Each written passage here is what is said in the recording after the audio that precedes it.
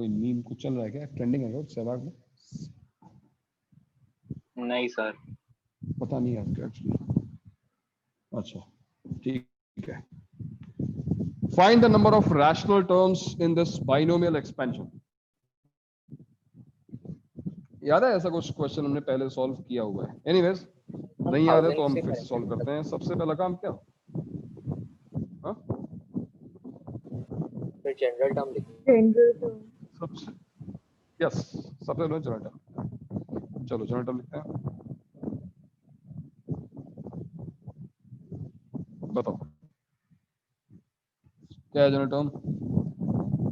1000 CR। 1000 CR की चिंता करने की जरूरत नहीं है, because this is a binomial coefficient and this is always a natural number. तो इसमें रैशनल इरैशनल की चिंता ही नहीं करनी है, तो रैशनल है ही, it is an integer actually. आगे बढ़ते हैं। ए पावर, अच्छा ए क्या है? 9 पावर 1/4। 9 पावर 1/4 को हम थोड़ा सिंप्लीफाई कर सकते हैं, राइट? हम 9 पावर 1/4 को 3 power 1/2 n power 1/2 plus n plus 1 power 1/2। अच्छा, और 8 पावर 1/6 को हम क्या लिख सकते हैं? Tell me. 2 power sir 2 power 1/2 1/2 whole power, correct. तो थोड़ा सा इसको सिंप्लीफाई कर लेते हैं। ये लिखा हुआ है 1000 CR 3 टू द पावर, क्या पावर आ रही है थ्री की? एक तो आ रही है 500 माइनस R/2। माइनस R/2 को तुम चाहो तो ऐसा भी लिख सकते हो भाई। पावर सब्ट्रैक्ट हो रही है मतलब क्या है? वैल्यूज डिवाइड हो रही हैं। Into 2 to the power R/2। यहां तक तो हम पहुंच गए। अब क्वेश्चन ये है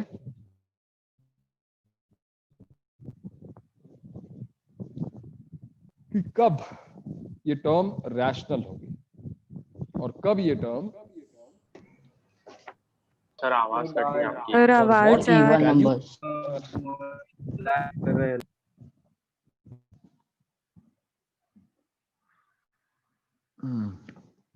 इवन नंबर्स के लिए होगा ना। मेरी आवाज अभी आ रही है कुछ? हाँ sir. Okay, so for what values of R this term will be rational? तो उसमें साफ दिखाई दे रहा है कि irrational का मतलब होता है कि 2 पर कोई ऐसी फ्रैक्शन पावर आ जाए 1/2 1/3, तो ये irrational टर्म होगी। So we want this power to be integral। हम चाहते हैं कि ये जो R/2 है वो इंटीजर बना रहे, right? Sir multiples of 2 even number. So R must be even। अब क्वेश्चन ये है कि R की वैल्यू कहां से कहां तक वेरी कर रही है? हमको पता है ना, R की value 0 1 2 3 and so on to कहां तक जाएगी? R की मैक्सिमम वैल्यू क्या है? What is the maximum? 1000। So tell me, what is your answer? If R is even and R belongs to this set, 501. 501 answer is 501. Don't forget we have 0 also, है ना? So we have 501 terms. Answer is 501. खत्म। ठीक है ना? तो ऐसा भी हमने एक क्वेश्चन किया था, एक या दो क्वेश्चन ऐसे हमने किए थे पिछली क्लास में, और अब हमने ऑलमोस्ट सब कुछ थियरी में, क्योंकि बस पास्कल ट्रायंगल वो सब चीजें तो वैसे भी ऑब्सोलीट है। सर यहाँ पे तो आर के नीचे दोनों जगह 2 ही था, तो अगर कुछ दोनों जगह अलग अलग होता तो बहुत लंबा हो जाता। यस, अगर भाई बहुत लंबा क्यों होता भाई?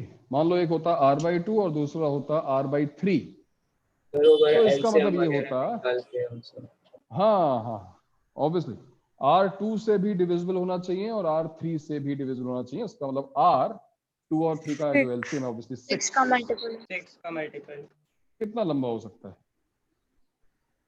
सर यहाँ R की वैल्यू 501 है ना, नंबर ऑफ टर्म्स 502। बेटा जितनी R की वैल्यूज होंगी ना उतनी तो टर्म्स होंगी। तुम r की वैल्यू प्लग इन करोगे सर भाई फॉर, तभी तो तुम्हें एक टर्म मिलेगी, है कि नहीं? हेलो, जितनी r की वैल्यूज होंगी उतनी ही टर्म्स होंगी, राइट? सर मेरे को एक डाउट है, मतलब आर इवन है तो फिर आपने 1 और 3 वो सबको कंसीडर क्यों किया? मतलब नहीं, मैंने कंसिडर नहीं किया, मैंने केवल तुम्हें बताया है ये r का सेट है, ये r जो भी होगा वो इसी सेट से होगा। तो यहाँ पे दो कंडीशंस है, r इवन होना चाहिए और r इस सेट से बिलोंग करना चाहिए, इस r इस सेट का एक एलिमेंट होना चाहिए। तो तुम्हें इंटरसेक्शन लेना है दोनों कंडीशंस का, r इवन भी होना चाहिए और इस सेट के अंदर भी होना चाहिए। तो कितने r होंगे, कितनी पॉसिबिलिटीज होंगी? 5, 0 एंड 1। ठीक है भाई, अब समझ में आ गया सभी को? अब तो कोई दिक्कत नहीं। सर अगर आर के डिनोमिनेटर में अलग अलग वैल्यूज है तो हम लोग एपी बना के करते हैं ना। एपी नहीं यार जोएब, एपी बन जाएगी, ठीक है, बनाने की मतलब जरूरत क्या 6 का मल्टीपल्स के लिए आई गेस हाँ। वही हाँ भाई बोल रहा सर, है। हाँ भाई। तुम्हें एपी क्यों बनानी है? काउंटिंग तो डायरेक्टली हो जाएगी ना, 6 से कितने मल्टीपल से, ठीक है, बना लो ये, चलो वो भी ठीक है, क्या फर्क पड़ता है। Sir common Okay. वालों को निकालना पड़ेगा अलग अलग। कॉमन किस में है? नहीं नहीं, तुम गलत कर रहे हो ना, तुम सोच रहे हो नहीं सर, 2 मैं और की 3, बात कर रहा हूँ और नहीं है, हाँ, एंड है, and it should be divisible by 2 as well as 3। तुम शायद वहां चले गए Zoeb, the number of elements in this set which are divisible by 2 और 3, तो और से काम नहीं चलेगा, and लिखना पड़ेगा, 2 सर से भी लेकिन होना चाहिए अगर बस और 2 से 3 से भी होना तो फिर चाहिए। एक तो मिलेगा ना। अरे मेरे भाई, तो एक अगर रैशनल हुआ और दूसरा इरैशनल हुआ तो इरैशनल तो रहा ना, मल्टीप्लाई हो रहा तो पता ही रैशनल इनटू इरैशनल तो इरैशनल ही रहा ना। समझे। तो इसलिए काम इजी है, सीधा एलसीएम निकालो और आंसर निकाल लो। ऑलराइट, आगे बढ़ सकते हैं अब, अगर आप सर लोगों को आ गया हो तो। हाँ इस टाइप में कुछ और कॉम्प्लेक्स आ सकता है क्या? जैसे एक सिंपल हो गया फिर एक डिफरेंट हो गया और कुछ अलग टाइप का हो सकता है कॉम्प्लिकेशन क्या? की कोई कमी नहीं है, मैथमेटिक्स है, इसमें तो बहुत कुछ किया जा सकता है, बट अभी तुम जाओ मत वहां पर, क्योंकि वो नंबर थ्योरी है। मतलब जो मैं इसमें कॉम्प्लिकेशन लाऊंगा वो नंबर थ्योरी की वजह से आ सकता है, बहुत अच्छे से क्वेश्चन बन सकते हैं, लेकिन वो जेई, मतलब जेई के पर्सपेक्टिव से जो है वो रेलेवेंट नहीं रहेगा, कोई मतलब नहीं है ना। आगे बढ़ते हैं हम लोग, नेक्स्ट पॉइंट है हमारा जनरल टर्म के बाद आज का नया पॉइंट, और बहुत ही सिंपल सा पॉइंट है, middle point, sorry middle term, middle term of binomial expansion।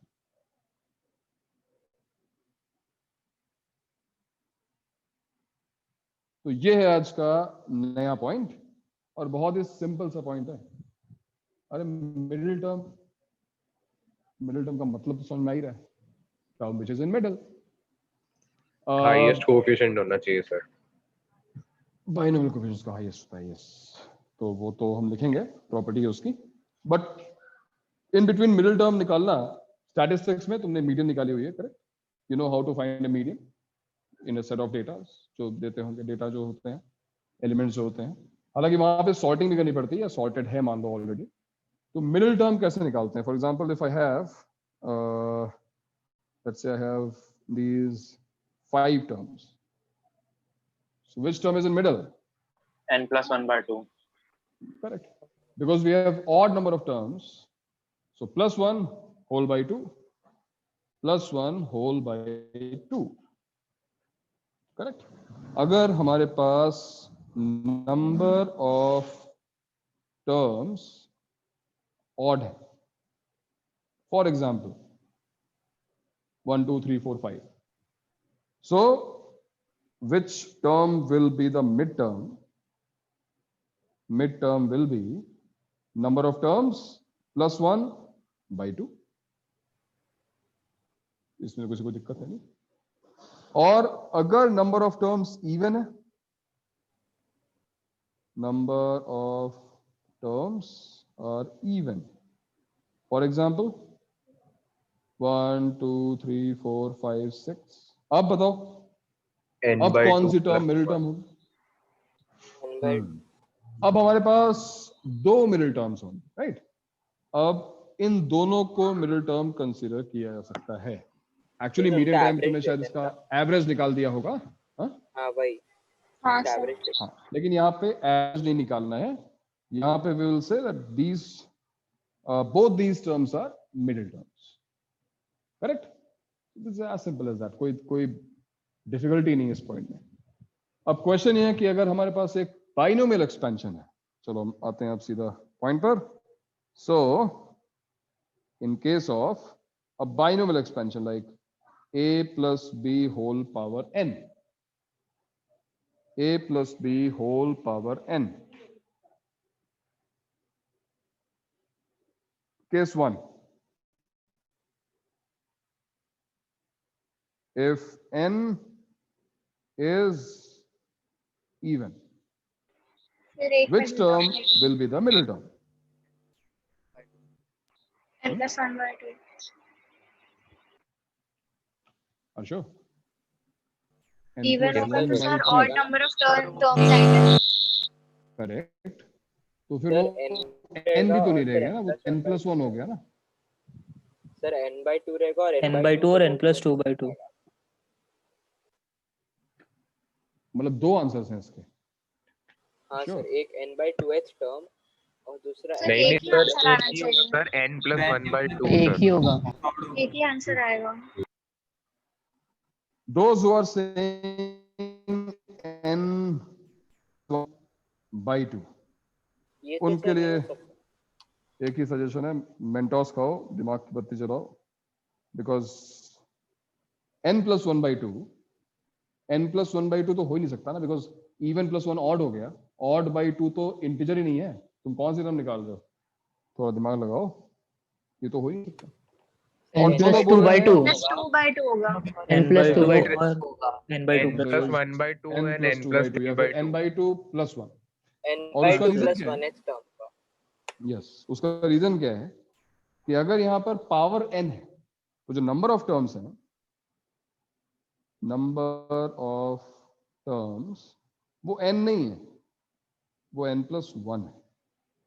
So if power is even, the number of terms are actually odd. और अगर ये ऑड है तो हमने मिड टर्म में भी देखा, ये मिड टर्म होती है number of terms plus 1 by 2. So it is not n plus 1 by 2. It is n plus 1 by 2. n plus 1 में 1 ऐड करना होगा ना भाई। और थोड़ा अगर सिंप्लीफाई कर लो तो ये हो गया n by 2 plus 1th term. That means t n by 2 plus 1 will be the midterm.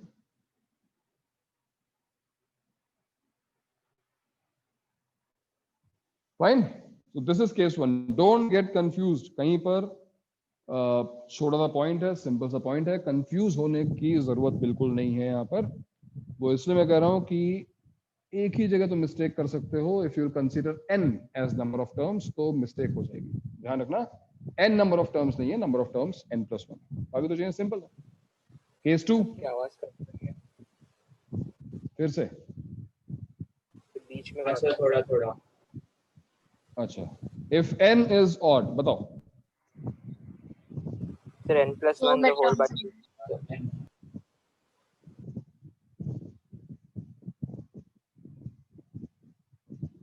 Sorry, कितनी टर्म्स है? 2 मिड टर्म्स होंगे ना। 2 होंगे, correct. So number of terms n plus 1 होती हैं, और अगर n ऑड है तो एक्चुअली n plus 1 तो इवन हो गया ना। और अगर नंबर ऑफ टर्म्स इवन है, हम देख चुके हैं, तो दो दो मिडिल टर्म्स होती हैं। कौन सी? देखो यहाँ 6 n plus 1 the whole नहीं, ये देखो ना, ये देखो 6 का 3 आया, सीधा सीधा हाफ हो गया, सीधा सीधा हाफ हो गया ना, सही बात है। तो कौन सी टर्म मिडिल टर्म होगी भाई? n plus 1 n plus 2 n plus 1 by 2 and n plus 2 by 2 n plus 2/2 plus Sir, n plus 3 by 2. Sir n plus 1 by 2 और n plus 3 by 2। एंड हाँ, n+1/2 +1 ऐसे लिख सकते हैं। यानी कि t n+1/2 and t n+1/2 +1 will be mid terms, दो mid terms. अच्छा, तो ये था मिडिल टर्म की थियरी। क्या था इसमें, कुछ था क्या? सिंपल को है कि नहीं? नोट कर लो इसको। So Palak is not feeling well. Okay. ठीक है Palak, you can leave. Take care.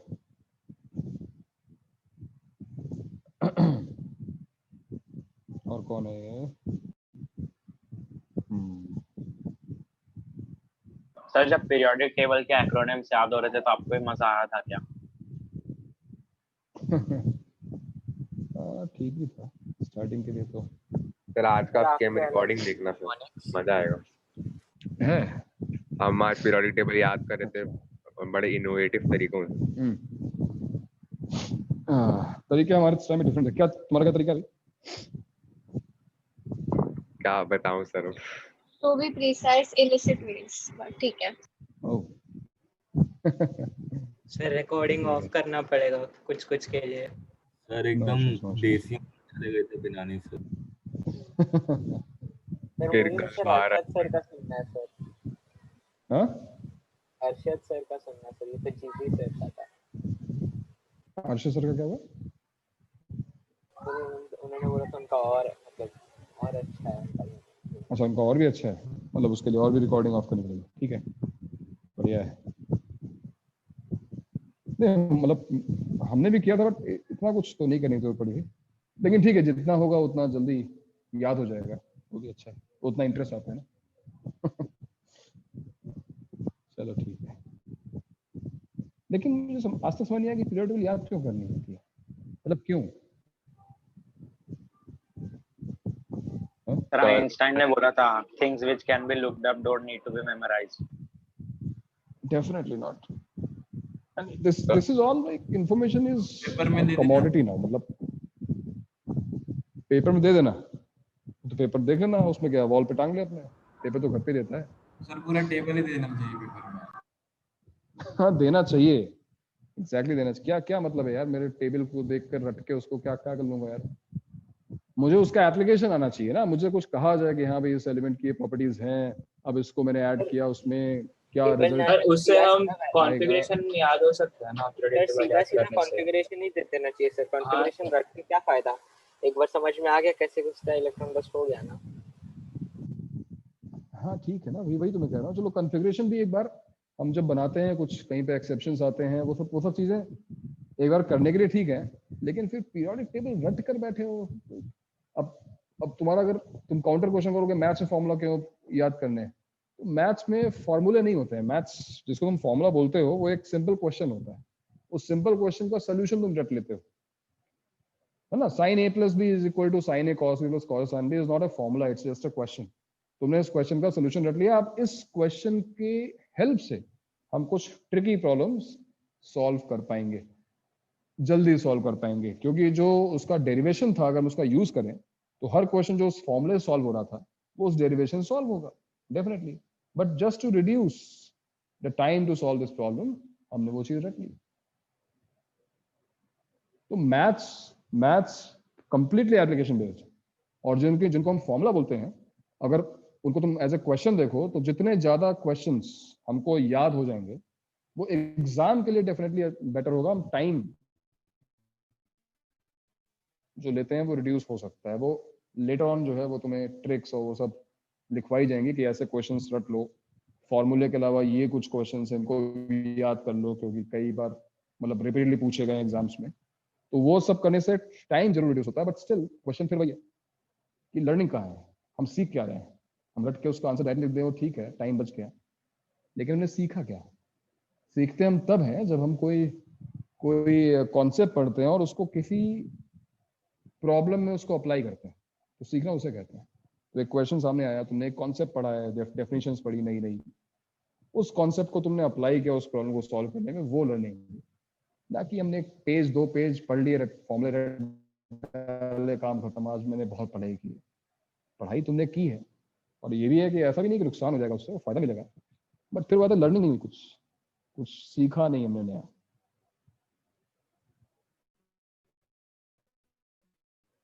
इसलिए और टाइम की बाउंडेशन को हटाकर क्वेश्चन सॉल्व करने चाहिए। मेरा तो ये कहना है कि क्वेश्चन मुझसे सॉल्व होना चाहिए, क्योंकि मुझे वो कॉन्सेप्ट आता है। क्वेश्चन एक बार सॉल्व हो गया तो feel happy about it, should B ecstatic कि हाँ मैंने आज एक कितना अच्छा क्वेश्चन सॉल्व किया। हट जाता है ना सर, तो फिर मजा आ जाता है। टाइम का बाउंड हटाओ अच्छे क्वेश्चन के लिए। ऐसा नहीं कि हर क्वेश्चन के लिए टाइम का बाउंड हटा दो कि तुम हर क्वेश्चन आधे घंटे में सॉल्व कर रहे हो। एक क्वेश्चन है जो डिजर्व करता है कि हाँ भी उसको टाइम देना पड़ेगा। हो सकता है वो ट्रिक मुझे स्ट्राइक नहीं कर रही, एंड तक ना करे, कोई बात नहीं, फिर तुम हिंट्स ले लो या जो भी। बहुत ज्यादा टाइम वेस्ट भी नहीं कर सकते, बट हाँ दिख जाएगा लेवल 2 की प्रॉब्लम है, एडवांस लेवल प्रॉब्लम है, टाइम लग रहा है तो लगाओ, कोई दिक्कत नहीं। वो लर्निंग है, वो तुम सीख रहे हो, है ना। जितना तुम उसके बारे में और एक्सप्लोर करोगे तुम सीखते जाओगे, और बहुत मजा आएगा यार। क्योंकि जब वो क्वेश्चन सॉल्व होगा ना तब तुम्हें असली मजा आएगा। वही चीज तो है, इसी को तो पढ़ाई कहते हैं।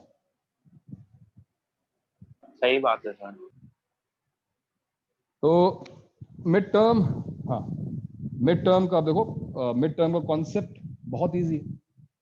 मैं बार बार क्या कोट कर रहा हूँ उसको ध्यान सुनो कि n नहीं है, n+1। अगर तुम ये चीज समझ गए हो तो तुम्हारी मिस्टेक कहीं नहीं होगी।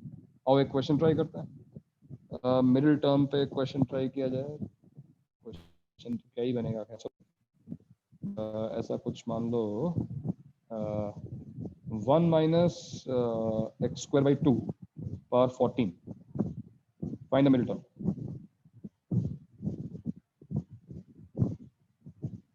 Find mid term. बताओ भाई कितनी मिड टर्म्स होंगी इसमें और कौन सी मिड टर्म होगी, बताओ। एक ही मिड टर्म होगी सर, एक मिड टर्म, एक ही मिड टर्म है। 8th term. और कौन सी मिड टर्म है? टी, ये देखो पहला केस है n/2 + 1, even by 2, so it is t8। 7 + 1 लिखना बेटर है, 8 क्यों लिख रहे हो? क्योंकि जो फॉर्मूला अप्लाई करोगे उसमें तो r की वैल्यू मिल जाएगी ना 7, तो निकाल लो mid term. So t7 + 1 is equal to what? 14c7 into 1 power anything is 1, लिखने की जरूरत नहीं है, minus x²/2 whole power 7। चाहो तो उसको सिंप्लीफाई कर लो। 14c7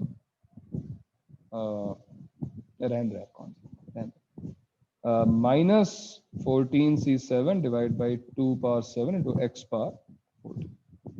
तो ये हो गई मिडिल टर्म। चलो एक क्वेश्चन और करो, एक दूसरे केस पर भी क्वेश्चन कर लेते हैं। 3a minus a³ by 6 whole power 9। Find mid term.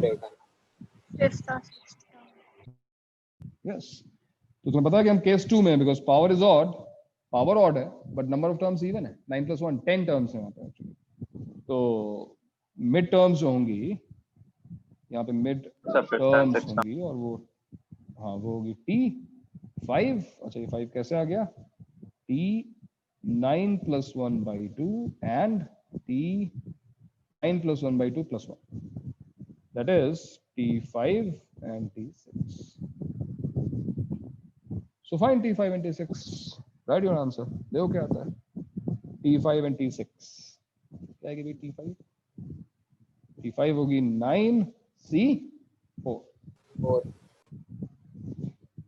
9c4, 3a to the power 5 minus a³ by 6 whole power।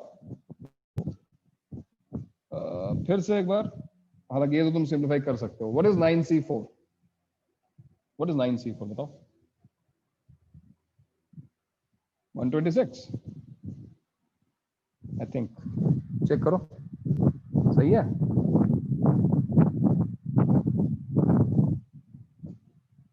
Check कर लो इसको।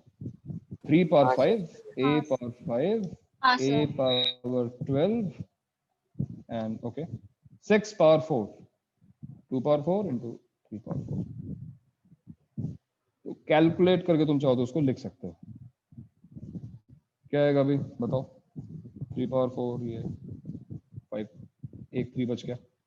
2 पावर 4 एक 2 तो चलो कैंसिल हो जाएगा, एक 2 कैंसिल होगा।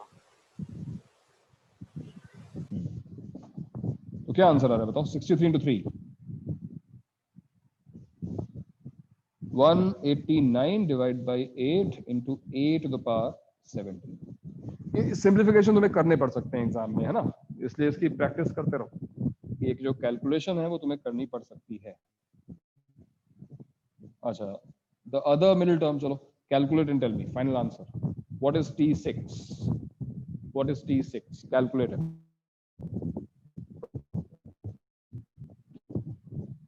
हम लोग का binomial And this chapter is not there, right? Right. Binomial coefficient तुम्हारा सेम रहेगा, 9c5 3a to the power 4 हो जाएगा और माइनस a क्यूब बाई 6 की पावर 5। तो यानी कि ये माइनस में आंसर आने वाला है। कैलकुलेट करो। So 126 by 3 to the power 6 into 8 to the power 90 minus 1. That's what you're saying, right? 6 power 5 3 power 4 पूरा सिंपलीफाई करके मुझे फाइनल आंसर बताओ।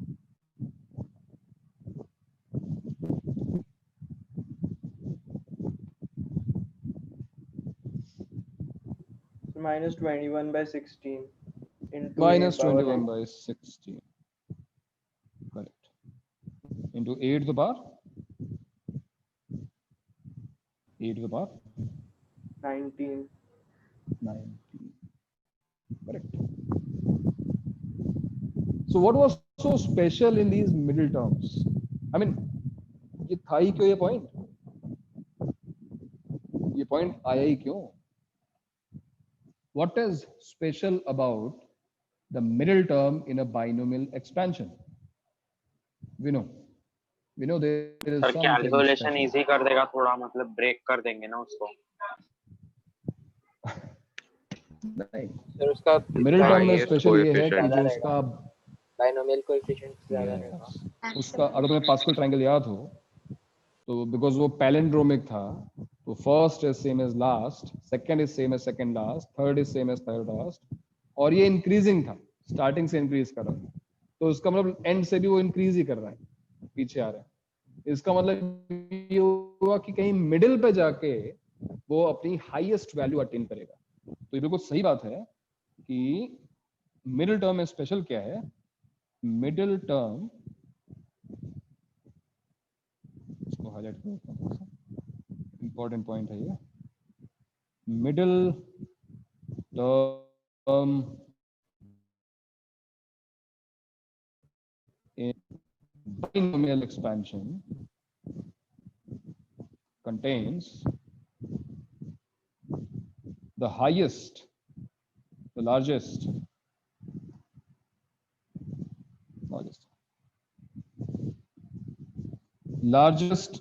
binomial coefficient.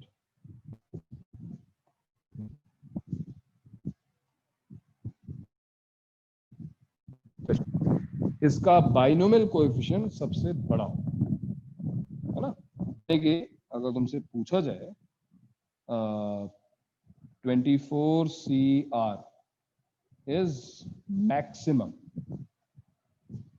फॉर, आंसर होगा 4CR मैक्सिमम कब होगा? when R is 11.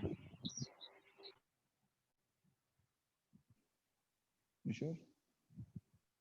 11? 11 or 12. 13 11 or 13 पे होगा, 13 पे होगा सर। ओके, इंटरेस्टिंग, ये तो बहुत इंटरेस्टिंग बात है। सर 11 और 13 सर 12 होगा। Sir middle term n/2 + 1 when r is 12 होगा, r 12 होगा, R12 होगा। 12 हो। 13th टर्म तो 13th टर्म जो है वो तो मिडिल टर्म है, बट उसका जो बाइनोमियल कोएफिशिएंट है वो तो 20 से 12 होगा ना भाई। सिंपल है, उसका हाफ कर दो यार, 24C12 मिडिल में आ गई और क्या। और 25 हो तो 25CR is maximum for R equals to, what do you think? So 12 or 13. 12 or 13. 13. 12 or 13। Yes. Sir ना, इसमें 12 हम भी हो सकता है और determine इस नहीं बार कर सकते ना, क्या चीज 12 होगा या 13 होगा। सर मतलब लेकिन दोनों सेम है, 12 और 13 Recommend का नहीं सेम करना होगा ना। सेम है, 25C same as 25C13। Yes sir yes. हाँ सर वो प्रॉपर्टी लगेगी। हाँ सर इससे ठीक रिलेटेड है, एक नोट सर कर लो वो उसको भी। डाउट था सर, आपने जो होमवर्क दिया था ना उसी में। अच्छा क्या था उसमें? सर उसमें क्वेश्चन ये क्या था? क्वेश्चन, सर एक क्वेश्चन था कि given that the fourth term in the expansion of 2 + 3/8x whole power 10 has the maximum numerical value, फिर रेंज ऑफ x पूछा था। नहीं नहीं इसमें मैक्सिमम नहीं, न्यूमेरिकल वो वैल्यू अलग है। मैक्सिमम न्यूमेरिकल वैल्यू का मतलब हुआ, न्यूमेरिकल वैल्यू चलो एब्सोल्यूट वैल्यू हो गई, बट उस पूरी टर्म की value. So every, not just binomial coefficient, all the terms, all the values in this term, अच्छा 2, 3, इंक्लूडिंग 8 x। जो भी लिखा हुआ है सबको, एवरीथिंग, यस। तो वो चीज, वो पॉइंट जो है वो बाद में आएगा, अभी उसको छोड़ दो, वो क्वेश्चन मत करना, वो क्वेश्चन हम लोग बाद में करेंगे, ठीक है। ओके चलो भाई, तो हम अब इसके आगे बढ़ सकते हैं, ये काम हो गया हमारा। हाँ समझ में आ गया ये पॉइंट, ठीक है। चलो आगे बढ़ते हैं। अब तुमने अभी भी जो बाइनोमियल पढ़ी, एक्चुअली इसके एप्लीकेशन थे रिमाइंडर वाले। सर आपकी आवाज थोड़ी कट रही है। सर आपकी आवाज नहीं आ रही। क्या है यार, उसको हेलो कनेक्शन सर। ही प्रॉपर है, उसके बाद भी हो रहा है। हेलो, हाँ अभी लग हो रही क्या? नहीं अभी आ सर। रही है। No sir. अभी ठीक है? हाँ सर। हाँ सर अभी ठीक। यस हाँ सर। सर। राउटर है। सर बाइनोमियल कितना बड़ा चैप्टर है? छोटा सा है, ज्यादा कुछ बड़ा नहीं है, वो तुम्हारा एग्जाम आ गया इसलिए थोड़ा सा, और हम स्लो जा जानबूझकर। छोटा जरूर है लेकिन इसमें ट्रिकी क्वेश्चंस, अच्छे क्वेश्चंस बन जाते हैं। बाइनोमियल थ्योरम के बाद पीएनसी आएगा। पीएनसी जेई के हिसाब से तो बहुत बड़ा नहीं है, थोड़ी बहुत चीजें पढ़ेंगे एक्स्ट्रा उसकी वजह से। वो तो बाइनोमियल पीएनसी में टाइम जाएगा, मंथ तो जाएगा, कंबाइन। ओके, तो भैया नेक्स्ट पॉइंट पे आते हैं। अभी तो सही है ना, आवाज आ रही है? हाँ हाँ सर। सर। आ रही ना आवाज? हाँ, तो नेक्स्ट पॉइंट है हमारा वही पॉइंट जो तुम अभी बोल रहे थे, जो क्वेश्चन तुम्हारे सामने आया, फाइंडिंग न्यूमेरिकली ग्रेटेस्ट टर्म। और ये पॉइंट थोड़ा सा ट्रिकी होगा ना, ये इतना सिंपल नहीं है, मिडिल टर्म तो कुछ था ही नहीं, तो न्यूमेरिकली ग्रेटेस्ट टर्म फाइंड करना थोड़ा सा देखना। इसको एंड में एक फॉर्मूला आ जाएगा और काम खत्म हो जाएगा। मतलब फॉर्मूला अगर तुमने याद कर लिया तो क्वेश्चन तो सॉल्व बड़े आराम से हो जाएंगे, बट उस फॉर्मूले का डेरिवेशन के लिए थोड़ा सा हमें दिमाग लगाना पड़ेगा। तो numerically greatest term in the binomial expansion a plus b whole। तो बात सर आपकी आवाज नहीं आ रही। मतलब हेलो सर। आपकी वॉइस लैग करे।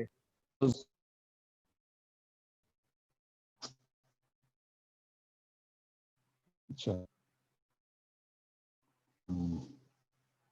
तुमने टाइम सैटरडे को लिखा हो? सर आप क्या बोल रहे हैं समझ में नहीं आ रहा। नहीं समझ में आया। सर आप टाइप कर सकते हो क्या, मतलब आवाज नहीं आ रहा है। सर बहुत लैग हो रहा है। सर बहुत लैग हो रहा है। बोर्ड में लिख दो। सर बोर्ड पे लिख दो आप।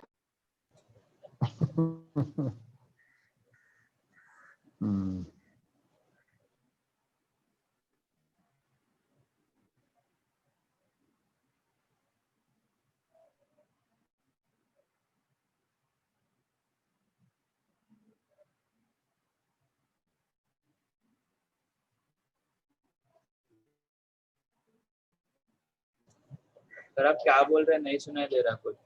सर कुछ नहीं सुनाई दे कोई रहा। सर कुछ बोल ही नहीं रहे। सर का माइक फिकर कर रहा है देख। हाँ वही। ओके ये दिख रहा है? यस हाँ, सर। हाँ सर दिख रहा है। ओके चलो आज रेस्ट कर लो, आराम करो, चलो कोई दिक्कत नहीं। इसको हम लोग सैटरडे कंटिन्यू करते हैं। सर इसका पहले कुछ एग्जाम वो ले लो ऐसा ना हो गया सर सर, एक्स्ट्रा अच्छा सर, नहीं है पोर्शन सर। बहुत धीरे चल रहा है। सर कोई इशू नहीं है, कोई पोर्शन धीमे नहीं, चिंता मत करो, वैसे हमारे सिलेबस में है नहीं। सर सैटरडे को है क्या 11th क्लास? के। क्योंकि वो टाइम टेबल में से फिजिक्स और हाँ वही केमिस्ट्री वही दिया है।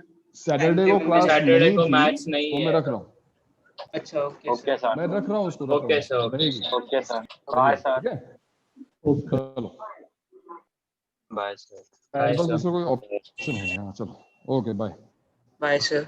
Bye sir. सर नोट भेज देना। हाँ भेज दो।